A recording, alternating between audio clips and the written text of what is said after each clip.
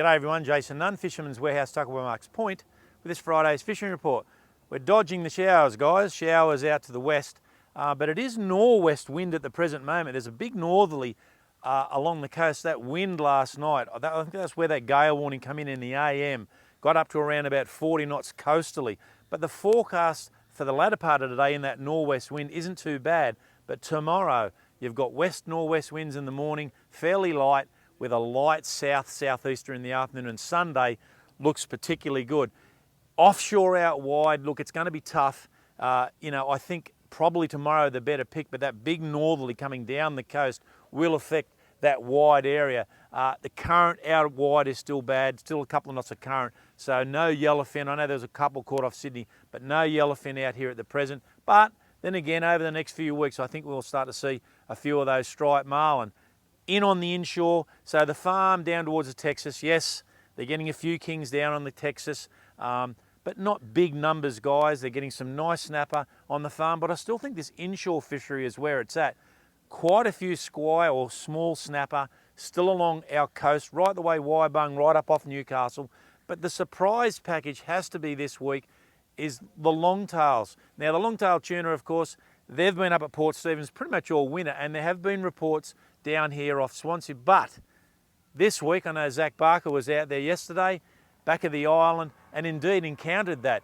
A big bluefin tuna, or also longtail tuna, so obviously they're a northern blue, but did see other fish there. And the surprising thing about it is that there are quite a few bonito around at the moment as well. And they're not big bonito, they're those guys only around about sort of like 12, 14 inches long.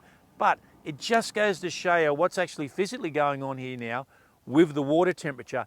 Salmon, guys, have been tough. There hasn't been a lot of salmon in the channel. A couple of isolated reports of fish up around sort of Lucy's up towards the Blacksmith's Breakwater and back onto the beach. But there had been some very good tailor this week up on Blackie's Breakwater.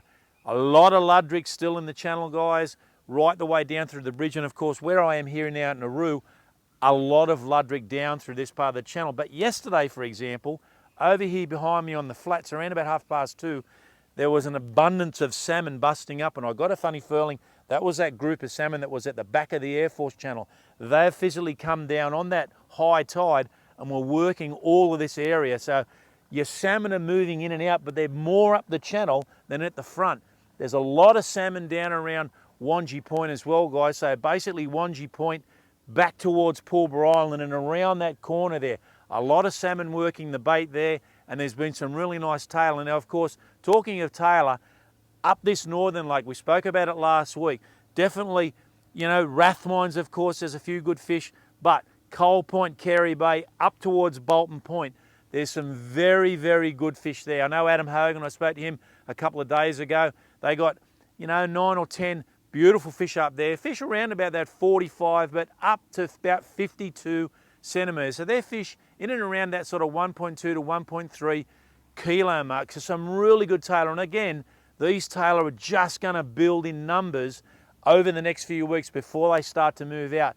Beginning some really good reports of brim. And of course, at this stage of the game, we're starting to see a few whiting flicking about. I know at the bridge there's been some good kings, but a lot of rats. I know Todd from work was down there this week having a bit of a cast on some stick baits, but only small kings, but did see a few squid puffing around. So that's an indication that our season is starting to move forward. Some nice mulloway in the lake, and of course, we're starting to see some really good flathead. As you can see behind us here, guys, rain coming in behind us. I'm going to get out of here before we get too wet, but the dredge is actually operating and starting to work, and all the sand, unfortunately, is creating a bigger island. But at least we're starting to see a little bit on that there. There are some nice blue string crabs in the lake too, guys, so don't forget that this time of the year, ideal for crabbing. Obviously, one of the announcements this week, and I'll just talk about it just briefly, the EPA have finally sort of realised that after about 13 months of information, I would assume,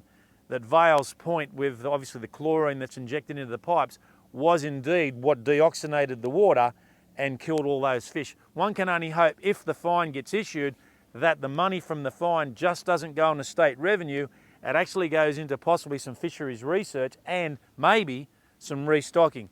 Guys, have a good weekend. This weekend the special is, and the rain's coming, 20% off all squid jigs because the squid season's just about to start. Pat and I are out of here. It's coming. I'll see you next Friday.